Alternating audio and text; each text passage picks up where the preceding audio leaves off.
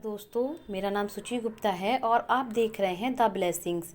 आज हम आए बीसलपुर के जिला पीलीभीत में, जहां राष्ट्रीय शहरी आजीविका मिशन के अंतर्गत SML परिवार समिति के 5 वर्ष पूर्ण होने के उपलक्ष्य में आवास विकास कॉलोनी में स्थित कार्यालय में इस कार्यक्रम का आयोजन किया गया, जिसमें लेफ्टिनेंट कर्नल विनोद प्रताप सिंह, जिला प्रबंधक मोहम्मद इमरान, डूडा विभाग से राजीव मिश्रा, महिला कल्याण विभाग से संरक्षण अधिकारी मीनाक्षी पाठक, जन शिक्षण संस्थान से मोहम्मद अशरफ, समाज सेवी जावेद हुसैन, डांस कोरियोग्राफर नवाज, जन सेवा केंद्र से एडवोकेट मोहम्मद जावेद उपस्थित रहे। इस कार्यक्रम के माध्यम से भारत सरकार एवं राज्य सरकार के द्वारा चलाई जा रही महत्वपूर्ण योजनाओं की जानकारी दी गई। इस कार्यक्रम का उद्देश्य महिलाओं के कल्याण, सशक्तिकरण और अधिकारों को बढ़ावा देना और उनका समर्थन करना है। और हमारे साथ हैं डूडा से CEO राजीव मिश्रा। आप क्या कहना चाहेंगे, इस काम में आपका क्या योगदान है और किस तरह से आप इनकी मदद कर रहे हैं? हम समूह के माध्यम से आगे बढ़ा रहे हैं। जो समूह ये कुछ महिलाएं ऐसी हैं जो अपने को कोई काम करना चाहती है, जैसे कार चोरी हो गया, सिलाई का या जलकुंभी, जैसे कुछ समूह हमारे ऐसे हैं जो अगरबत्ती का काम भी करते हैं, जो पूजा में बत्ती यूज होती है वो हो गया, या कचरी पापड़ का हो गया।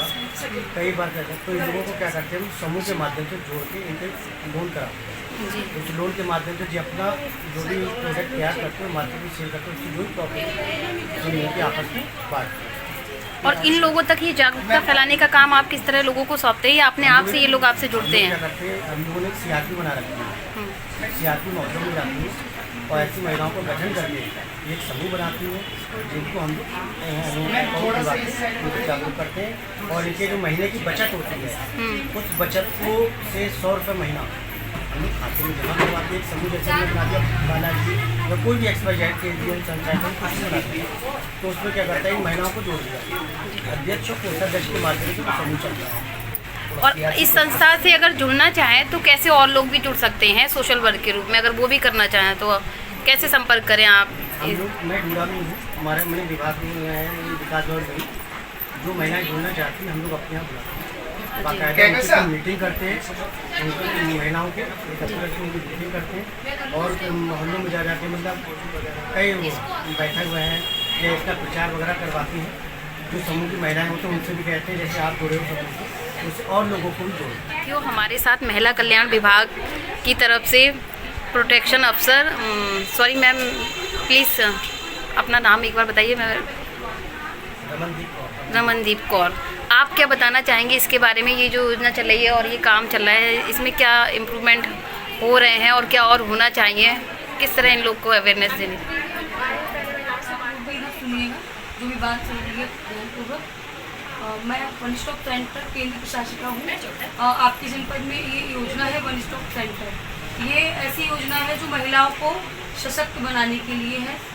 महिलाओं की किसी भी प्रकार की समस्या, यदि आपके साथ कोई भी उत्पीड़न हो रहा है तो आप वहाँ डायरेक्ट शिकायत दे सकती हैं।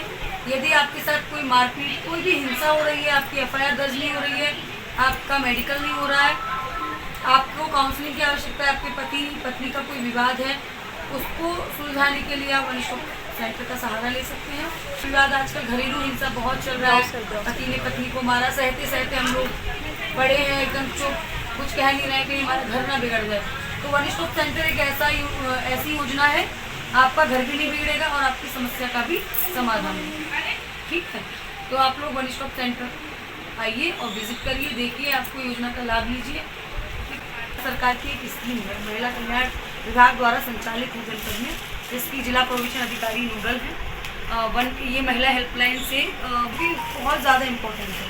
क्या है कि महिला कहीं भी जाती है, पुलिस के पास भी जाती है, तो महिला को नहीं पता होता है कि मेरी FIR किन किन धाराओं में पंजीकृत की गई है। ठीक है, यदि महिला हमारे पास आती है तो पहले हम उसको कानूनी सलाह भी देते हैं कि देखिए आप इस अगर FIR में आप जाना चाहती है तो आप इस धारा में आपका मुकदमा पंजीकृत होगा और ये सजा का प्रावधान है। अगर महिला चाहेगी, कभी कभी होता है ना कि वो, अरे मैं अपने पति को ये सजा तो नहीं दिलाना चाहती हूँ, कोई बात नहीं, लेकिन घरेलू हिंसा में करा दीजिए, तो इस तरह से हम जो है ये 5 सेवाएं एक ही छत के नीचे महिला को मिलती है। क्या आपके पास अधिकार है ये जो काउंसलिंग करने की? हाँ, भारत सरकार का पूरा। आप पति को बुला सकती हैं, संबंध कर बिल्कुल, सकती of course, हैं? हाँ। वो आते हैं आप? हाँ बिल्कुल आते वो हैं। बाध्य होते हैं आने के लिए? हाँ बात भी। लेकिन हाँ, अगर वो अब आना हाँ। चाहते हैं तो आ सकते हैं? पहले तो हम ऐसे ही टेलीफोनिकली बुलाते हैं। जी, जी। कई बार शुरू अगर वो नहीं, वैसे तो आ ही जाते हैं, अगर नहीं आते तो हम नोटिस भी भेजने का अधिकार है। माननीय जिला प्रोशन अधिकारी महोदया जो हमारी है उनके थ्रू, और मैं हम अपने ऐसे केंद्र प्रशासिका में भी भेज तो सकती मान लो हूँ। कोई जैसे किसी घर में झगड़ा हुआ, उसको चोट भी लगी है, वो आपके पास आया है, हाँ तो उसमें सबसे पहले आपका क्या रिएक्शन करते हैं? मतलब आप उसको कैसे करते हैं? आप आया मतलब किसी- या आई? कोई आई, कोई भी आई, एक्सपायर कोई भी मतलब कैंडिडेट आपके पास हाँ। आई, तो उसके बाद आपका पहले उसको मान लो चोट लगी है, कुछ लगा है, तो आप क्या क्या करवाएं? सबसे पहले तो हम उसको फर्स्ट एड, जो हमारे पास एक स्टाफ नर्स भी है शासन द्वारा नियुक्त, उनके थ्रू इसको फर्स्ट एड दिलाएंगे। मैं महिला को जो भी ज़्यादा चोट है अगर कुछ है तो डिस्ट्रिक्ट हॉस्पिटल में ही, क्योंकि हमारा यूनिट है, तो वहाँ महिला जो हमारी नर्स है वो लेकर जाएंगी, या वो अपने लेवल पे मैनेज कर सकती है तो वो खुद मैनेज करेंगी, वो व्यवस्था है। उसके बाद उसको मानसिक रूप से, क्योंकि मनोसामाजिक परामर्शदाता की व्यवस्था भी हमारे पास है, तो वो करेंगी, उनकी काउंसलिंग करेंगी, उनको थोड़ा होता है सांत्वना देना है, अभी महिला को थोड़ा सा ढाढ़स बधाएंगी, कोई नहीं आपके साथ जो भी हुआ गलत हुआ है, और देन काउंसलिंग के बाद हम उसको फिर उससे पूछेंगे उसका कंसर्न क्या है, वो क्या चाहती है। कि महिला ऐसा तो नहीं कि कभी कभी बहुत ज़्यादा समस्या के बाद भी महिला एफआईआर में नहीं जाना चाहती जी। है, तो वो अपने पति को, या जो पति ही नहीं कोई भी व्यक्ति हो सकता है, आरोपी जो भी होगा उसको यहाँ बुलाया जाएगा, जैसे महिला चाहेगी उसी के अकॉर्डिंग पूरे केस की प्रक्रिया को। एक महीने में कितने केस आ जाते हैं आपके पास? हमारे पास वैसे तो 50 से 55 कभी कभी क्रॉस भी कर 55 केस जाते में से हैं। कितने जो है घरेलू पुलिस में रजिस्टर्ड होते हैं और कितने वैसे? पुलिस में रजिस्टर्ड तो मेरे पास 40 से 45 केस रजिस्टर्ड होते हैं, वो 63-66 होते हैं 80% करीब हो जाते हैं। जो केवल अल्पावास लेने आती हैं महिलाएं, अच्छा। पूरी जनपद की जो तो आप वाली कितने है। दिन तक आवाज दे सकते हैं उनको? 5 डेज का प्रोविजन है।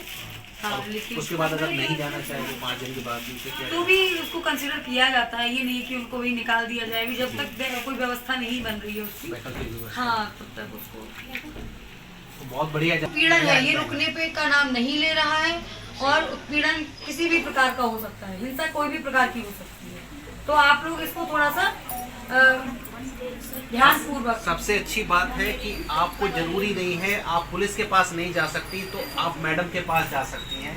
मैडम उस जो समस्या का है वो समाधान वो जो सुझाएंगी, और हो सकता है कि जो काम आपको मुश्किल लग रहा हो वो बहुत आसानी से हो हो जाए, जाता है। अभी एक हमारे पास एक हाल ही का केस है, क्योंकि काउंसलिंग में बहुत सारे काम हो जाते हैं, उनमें पुलिस में जाके रजिस्टर करने से 62 नहीं वर्ष होते। की एक महिला के साथ मारपीट की लड़कों ने, कुछ गुंडों ने, और वो महिला मेरे पास जब आई तो महिला की सिर्फ मनोदशा खराब थी, क्योंकि उसको लगा कि मेरी बेइज्जती हो गई समाज में, तो महिला एफआईआर में नहीं आना चाह रही थी। महिला ने कहा कि जिसने मुझे मारा है वो वहीं पर जहाँ मारा है वहीं माफी मांगे। तो ये काम मैंने, क्योंकि हम महिलाओं के लिए काम कर रहे हैं, तो फिर हमने उस पक्ष को बुलाया, उसको समझा। अब वो जो लड़के ने मारा वो माफी मांगने के लिए तैयार नहीं, काउंसलिंग के बाद उसको समझाया गया, फिर वो माफी मांगने को तैयार हुआ।